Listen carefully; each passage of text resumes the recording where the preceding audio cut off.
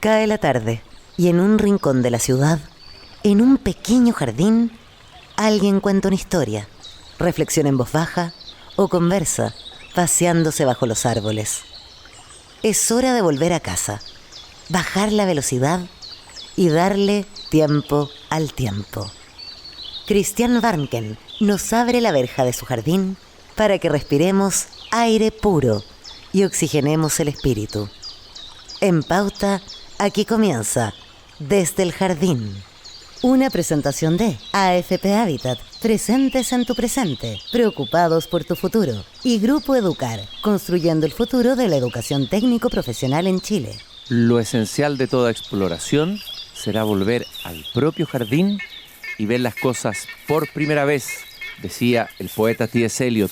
Muy buenas tardes, queridos y queridas radiovidentes. Hoy día es viernes 12 de junio, voy caminando en este último día de la semana por mi pequeño jardín, pisando las hojas del otoño, en días que ya parecen invernales. Y cada vez que cierra una librería en cualquier lugar del mundo, en cualquier barrio del mundo, es un motivo de duelo para quienes amamos los libros, amamos la cultura y amamos los encuentros que se producen en torno a los libros, sobre todo en tiempos donde uno de los peligros más grandes que se vislumbran en el horizonte es la deshumanización, la pérdida de, yo diría, una manera humana de enfrentar la realidad. Y entre las creaciones humanas más potentes que nos han permitido entrar en la vida de otros, entrar en nosotros mismos, está evidentemente el libro. Creo que es de todos los inventos técnicos, tal vez uno de los inventos más perfectos de la historia de la humanidad. Uno lo lleva consigo, lo puede marcar, no necesita electricidad, lo puede leer con una vela si se acaba la electricidad, y lo he visto en noches en el sur entre mis hijos, todos con velas leyendo un libro en la noche. Bueno, lamentablemente una de las librerías con historia de nuestra ciudad ha anunciado su cierre, la librería francesa. Y es impresionante la cantidad de artículos que han aparecido en los medios de comunicación, de notas, lamentando el cierre de esta librería. Ojalá que esa cantidad de lamentos fuera proporcional a la cantidad de compradores de libros, digo yo. Ojalá fuera así. Sabemos perfectamente la tarea épica que es sostener una librería, mantenerla en el tiempo. Y bueno, la librería francesa es una librería con una larga historia. Entiendo que partió en la década del 20 en la calle Ahumada, que era una librería de 3 pisos, estamos hablando de la década del 20 en Chile, con sala de exposiciones. Y hoy día era una librería que tenía y que tuvo por lo menos 3 sucursales, la típica del centro en la Galería España, en estado 337, la de Louis Pasteur, 5399, esa era la librería francesa a la que yo iba en el último tiempo, cuando vivía en el centro, iba a la Galería España, y también un rincón del libro en el Mall Plaza Quilín. Hoy día vamos a caminar y conversar con un poquito de melancolía, obviamente, con quien sostuvo esta librería en estas últimas décadas. Alguien que obviamente está vinculada a la cultura francesa. Esta librería permitió desde el comienzo la difusión del idioma y la cultura francesa en Chile, que entre otras cosas también ha ido perdiendo lamentablemente terreno esa cultura francesa y ese idioma francés. Yo tuve la suerte de haber sido educado en la cultura francesa, en un colegio francés. Amo el idioma francés, amo los libros escritos en francés, y me encantaba pasearme por la librería francesa en cualquiera de sus sedes, hojeando los libros, recibiendo los libros de poche, oliéndolos, sintiéndoles su aroma, porque los libros tienen olor también. Y eso tenemos que agradecérselo a Isabel Morisón, gerente general de la librería francesa de Chile, el sostén de esta librería, una ingeniera comercial que se dedicó a este rubro tan bello y tan difícil. Isabel, un gusto de tenerte aquí caminando conmigo esta tarde en el jardín. Muchas gracias por la invitación.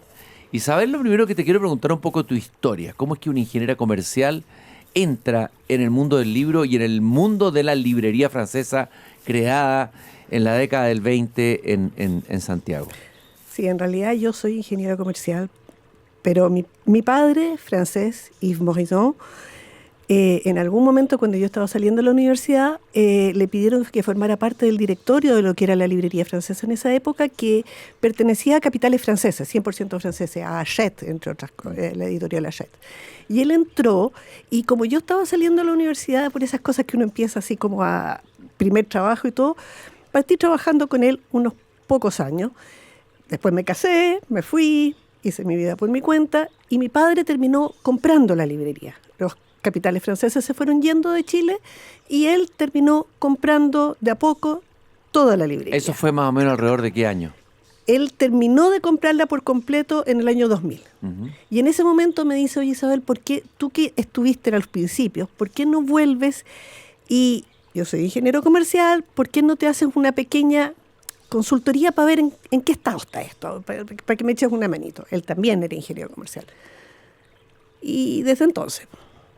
Y desde el año 2000. Desde el año 2000, o sea, son 26 años que tú de alguna manera has dirigido este barco, claro, esta nave de libros franceses. Claro. Ahora, hablemos un poquito de la historia. Yo conté algunos elementos que pueden ser interesantes conocer cómo nace la librería francesa. Entiendo que al comienzo solo ofrecía libros en francés, lo que es impresionante, y luego empezó a cambiar la proporción y empezaron a haber más libros en español y fue una librería que tenía muchos libros en español y también libros en francés. Claro.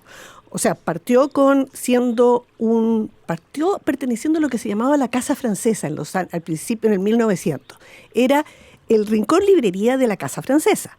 Cuando murió la Casa Francesa, quedó solo la librería francesa. Y entonces ahí eran solo libros en francés. Y ahí vinieron, en esa época, los grandes escritores, cantantes franceses, expositores, pintores, que llegaban y exponían en la librería. Como tú dices, tenía 3 pisos, entre otras un subterráneo que era la parte de exposiciones, que era el Sanctus Sanctorum de la librería, en que era gente realmente de peso la que exponía ahí, porque la cultura francesa significaba mucho en esas épocas. Y bueno, con el tiempo no quedó eso, o sea, la cultura francesa sigue siendo importante, pero no lo que era en esa época. Y fue derivando a otras cosas, por ejemplo, a la enseñanza del francés en Chile. Se creó ediciones pedagógicas chilenas bajo el alero también de la librería francesa, y muchos chilenos aprendieron a hablar francés con Passeport s'il vous plaît. Passeport s'il vous plaît, claro, famosísimo. Eso era de la librería, Uh-huh. bajo ediciones pedagógicas. Entonces ahí esos eran los años 70, te diría, en que no se importaba ningún libro, sino que todo se hacía aquí. Y entonces se hicieron libros para la enseñanza del francés en Chile bajo el alero de la librería. Y de ahí entonces empezó a entrar de a poco el castellano, porque el francés empezó a perder espacio dentro de la cultura. O sea, ¿cuántos años duró en el fondo la librería francesa desde que se fundó a la fecha de cierre de este año? En realidad el verano, entiendo que va a cerrar la de Galería España, antes va a cerrar el local de Vitacura. Van a ser, o sea, en tanto librería francesa debe ser unos 80 años, una cosa así. Casi 100 años. Sí, claro. Porque Sí, claro. si partió en la década del 20, no sabemos si el 20, el 26, 25, no sé. No sé, o sea, ahí no sé, partió en esa época, pero no sé bajo qué estatus jurídico, digamos. Sé que ahí se separó, ahí murió la Casa Francesa y quedó solo la librería. No sé exactamente bajo qué estatus jurídico, pero sé que desde 1920 existe algo que se llamaba la librería francesa. Oye, y había un público que compraba libros franceses Sí. durante un tiempo, ¿no es cierto? Sí, sin duda, sin duda. Bueno, hasta el día de hoy hay un público que compra libros franceses. Muchos chilenos francófonos compran libros en francés. Les gusta leer en francés, aunque no lo hablen. Lo leen. Es que es un placer, es que el idioma francés desde el punto de vista literario es un placer que puede tener, aunque el idioma haya perdido presencia, entre comillas, importancia en relación al inglés y otras lenguas, sigue siendo una lengua hermosa, bella, en la música, en la literatura, etcétera, una lengua potente. Y hay mucha cosa escrita en francés. Muchísimo. Interesante. Sí. Le hace un poco un contrapié a la cultura americana. Sí, claro que sí. Entonces hay mucha gente que busca eso. Busca la cultura francesa en todos sus aspectos, ciencias humanas, etcétera, como contrapié, digamos, a la cultura americana. Y eso es importante. Por lo tanto, no importa que no lo hablen.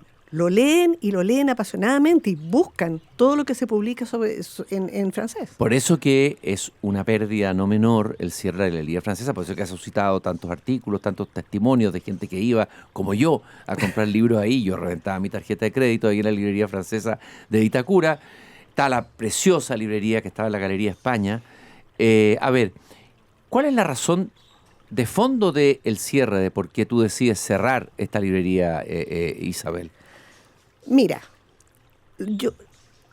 la principal yo te diría es que yo no tengo a nadie detrás mío que me siga y ya estoy en edad. Estás sola, en el fondo, en esta batalla. Sí, sí, y yo creo que ya es edad para parar en un mundo en que las cosas se ponen cada vez más difíciles. O sea, tú bien lo decías, la lectura, para mi gusto, es un lujo. Y el libro es un lujo y el libro en francés es un lujo mayor. En un mundo un poco incierto como es en este momento, con precios cambiantes, con costos cambiantes y todo, la batalla es dura y hay que tener mucha energía para hacerlo. Mantener una librería a pulso es un buen trabajo. Y bueno, no tengo nadie detrás mío para que me siga, entonces yo creo que es un buen momento para parar. Espérate, ¿y subieron mucho los costos de importación de los libros? Eso entiendo que fue una de las causas importantes. ¿En qué lapso subieron esos? ¿Cuánto? ¿Y cómo fue esa alza? O sea, los últimos costos, yo he tenido 3 alzas de precio de flete de los libros en este año. ¿Ya? Eso significa que los precios, que el costo del flete me subió, qué sé yo, en 20% en 3 meses. Eso, si tú lo aplicas al valor del libro y todo, además de el tipo de cambio, o sea, el valor del euro, un libro de bolsillo te puede costar 30.000 pesos. 30.000 pesos, y la idea no era esa. El libro de bolsillo es como desnaturalizar. Para quienes no nos están escuchando, existe una línea del libro de poche que se llama Libro de Bolsillo en Francia, que son ediciones más sencillas, muy bien hechas, con un precio asequible y distinto del precio de la primera edición del libro que se hace. O sea, en Francia cualquier libro que tenga éxito, digamos, qué sé yo, desde un Prix Goncourt, un premio de la Academia Francesa, etcétera, cualquier libro que tenga éxito nace en formato grande, en formato caro, entre comillas, pero al cabo de 1 año o 2 años aparece en edición de bolsillo, asequible a todo el mundo. Pero si es que aquí es la edición de bolsillo, nos llega a más de 30.000 pesos, dejó de ser asequible a todo el mundo. Claro, pasa a ser un absurdo, es decir, no tiene sentido, ¿no es cierto?, poder comprarlo. A ver, en todos estos años en que dirigiste la librería francesa, ¿qué es lo que más aprendiste del oficio de hacer una librería y de sostener una librería? ¿Cuáles son las enseñanzas más importantes para ti? O sea, todo. Yo no tenía ningún conocimiento de librería, ni estoy formada en literatura tampoco. Entonces, desde aprender a leer revistas como el Magazine Littéraire, que yo siempre iba a comprarla. Maravillosa revista Magazine Littéraire, que se interrumpió en un momento, sí, dejó de llegar. Y todos los catálogos de los editores en que muestran reseñas de los libros que están publicando, y aprender a discernir ahí qué es lo que es bueno para Chile y qué es lo que no, porque no todo lo que se publica en Francia es leíble en Chile. Eso me llevó años a aprenderlo, y es lo más rico para mi gusto de lo que aprendí en la librería, digamos. Y después viene todo el tejimaneje, digamos, de mi profesión, todo lo que significa importar, todo lo que significa mantener el stock, etcétera, etcétera. Pero eso ya es más, digamos, de administración. Pero aprender a elegir los libros... En el fondo la curatoría editorial, por decirlo exacto, así. Exacto. Y sacarse la mugre también al elegirlos, porque de repente uno dice, este libro va a funcionar, va a ser una maravilla, y no lo es, obvio. ¿Y te llevas a sorpresas tú? ¿Qué libros o qué historias o anécdotas de libros podrías contarnos en todos estos años que has dirigido la librería, más de 26 años, la librería francesa? Los premios Nobel. Habían premios Nobel que uno decía, es genial, el premio Nobel va a funcionar a mí maravilla. Nada. Nadie compraba el premio Nobel. Nada compraba el premio Nobel. Y en otros casos, y uno decía, ¿pero por qué? Sí, o sea, ubiquemos, no, el premio Nobel, por algo se lo dieron, etcétera. No pasaba nada. Y en otros años se vendía y se vendía y se vendía. Los gustos del público son un poquito misteriosos. Misteriosos. Son un poco misteriosos. Fluctuantes. Hay oleadas por un escritor, modas, etcétera, que van cambiando, ¿no? El gusto va mutando. Bueno, estamos caminando por el jardín con Isabel Morison, gerente general de la Librería Francesa de Chile, que se apresta lamentablemente a cerrar sus puertas en su local de la Galería España. Va a funcionar, entiendo, hasta julio. Hasta julio. Sí, ahora se acaba. Se acaba ahora. Yo pensé que funcionaba hasta enero, te había leído yo. Hacer una nota, entonces está equivocada. Solo hasta julio. Y también la sede de Luis Pasteur. ¿Qué habías notado tú en el último tiempo en términos de las ventas? ¿Han ido cayendo las ventas de libros? ¿La competencia con las plataformas empezó a ser importante? Leí una nota que salió en Ex Ante que dice que las ventas han caído 40%. ¿Es así? ¿Que esta competencia con las plataformas digitales se ha vuelto extremadamente ardua para las librerías? O sea, sí. Es una plataforma como... O sea, hay varias que traen los libros bastante rápido, que también son una apuesta para el lector, porque a veces el libro llega muy rápido y a veces no llega, pero sí, son un desafío para nosotros, porque de repente teníamos clientes que llegaban, veían un libro, les gustaba y decían, bueno, ahora lo voy a pedir por internet. Imagínate. Sí. Es tremendo. Eso es tremendo. Ya, pero ¿hubo una baja de las ventas en el último tiempo o no? Pausada. Menos libros, se compraban menos libros. Sí. Sí. Y en español también, ¿eh? O sea, no solo en francés, en español también. O sea, cuando la gente se aprieta un poco el cinturón, parte por apretárselo en los libros. Si eso es que a quienes lo consideran un lujo y no un artículo de primera necesidad. Yo lo considero un artículo de primera necesidad. Prefiero ajustarme en otras cosas que en los libros. Se lo digo aquí públicamente. Isabel, ¿hay otras experiencias de librería francesa en Latinoamérica parecidas a esta que tú conozcas? ¿Qué es lo que sabemos de eso? Hay librerías francesas en Perú, hay librerías francesas... Y esa sigue, imagínate. Sí, bueno, está la librería Mil Hojas en Buenos Aires. Mil Hojas se llama esa. Mil Hojas en Buenos Aires, en la calle Córdoba, si mal no me equivoco. ¿Y esa es librería francesa? Solo de libros franceses, sí. Ya. En la calle Córdoba, al lado del Instituto... Pero entonces no es el mismo modelo la librería francesa que fue fundada aquí, que Hachette, son distintos orígenes. Los orígenes son distintos, Ahora, hay muchas que han cerrado. Había una en Sao Paulo que era enorme y cerró. Sao Paulo, que es una megápoli que tiene un mercado inmenso. ¿Ah? En Costa Rica había una librería francesa que también cerró. O sea, se están viendo constantemente librerías que cierran a lo largo del mundo. Pero yo creo que no forzosamente por ser francesas, porque yo creo que es un fenómeno que se da en todo el mundo y en todos los idiomas, no solo librerías francesas. Hay cada vez menos libros. Sí. Cada vez menos. Pero, a ver, ¿hay menos o se están publicando más? Porque algunos dicen que cada vez se publican más libros, que nunca se habían publicado tantos libros como ahora. Eso se dice. En Francia, imagino que se siguen publicando libros todo el tiempo, aparecen novedades. Sí. Hay un mercado editorial vibrante, diría yo, ¿no? Sí, pero hay cadenas. Hay unas pocas cadenas que compran bastante. Ahora, yo te diría que las librerías en Francia siguen bastante bien, digamos. Dentro de todo, el francés es un ser humano que lee. Sí, claro. Un mamífero que lee. Te tiene que haber pasado en el metro en París y yo lo veo con una envidia loca. Tú entras al metro, en un tren de metro en París. Y la gente va leyendo. Y la gente va, todo el mundo leyendo, ¿sí o no? Sí, totalmente. Cualquier cosa es un silencio y todo el mundo saca su librito de bolsillo, como tú dices. Su libro de poche, claro. Y lee. Y yo los miro con una envidia. Es cierto. Es doloroso darse cuenta de eso y cómo hacer para que nuevas generaciones lean libros. Me imagino que ustedes también tenían una sección importante de los libros infantiles, libros de niños. Yo creo que tenían éxito esos libros de niños. Sí. Yo creo que había un público ahí para esos libros. Y nos ha pasado que muchas veces los niños traen a los padres a las librerías y los niños hacen que los padres lean. Claro. Eso es. Hay un sucede. problema que se pierde esta fuerza, este impulso, este anhelo lector, como que se empieza a perder después de que termina la infancia. Hay como que se pasma algo ahí. No sé si los colegios lo pasman o qué, pero algo pasa. Pero vuelven. Vuelven después. Los que fueron lectores cuando niños vuelven, ¿no es cierto? Eventualmente vuelven. Mm. Eventualmente vuelven. O sea, yo creo que sí. Yo creo que los que fueron lectores cuando niños en algún momento vuelven.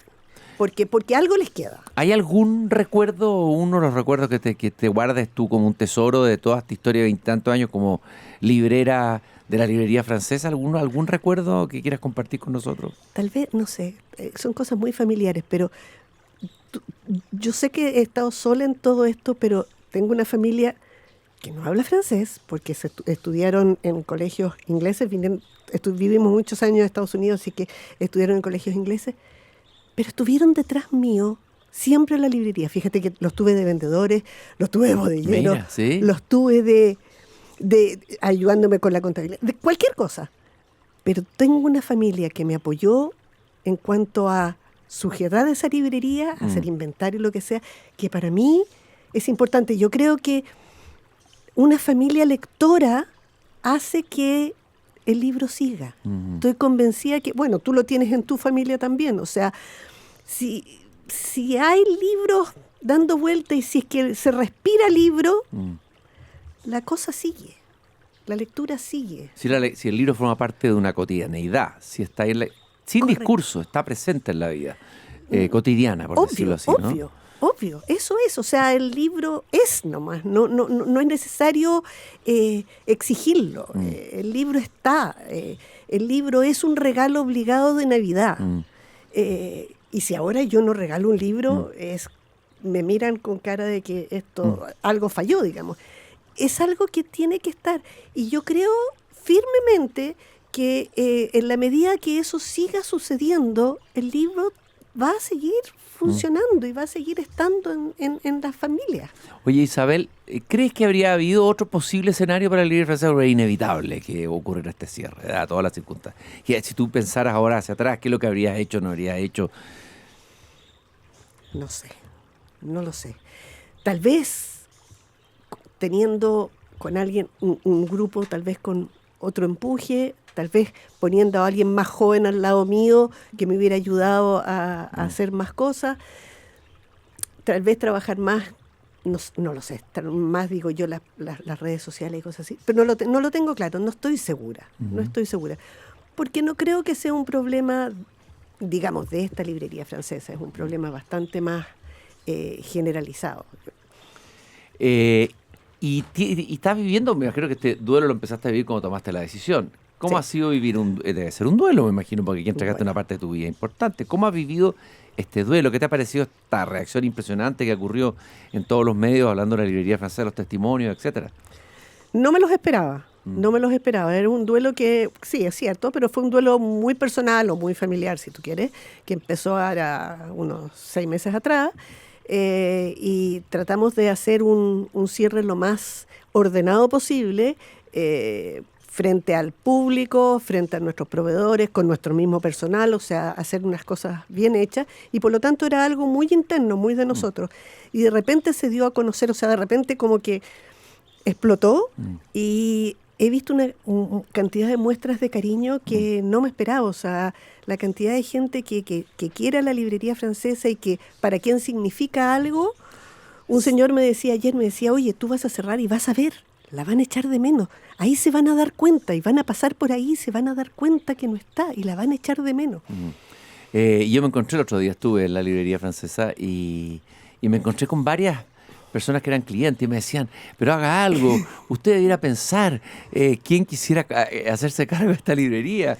No, había gente desesperada, yo lo viví, para los cuales la librería es un lugar vital, un lugar importante en sus vidas, ¿no? Así que, primero que nada, bueno, celebrar todos estos años de la librería francesa, celebrar todo lo que nos dio, agradecerte también haber tomado esta posta que te dejó tu padre, habértela jugado, por sostener ese espacio, y que yo creo que tuvo deriva. Los libros son misteriosos y tienen deriva inesperada, ¿no?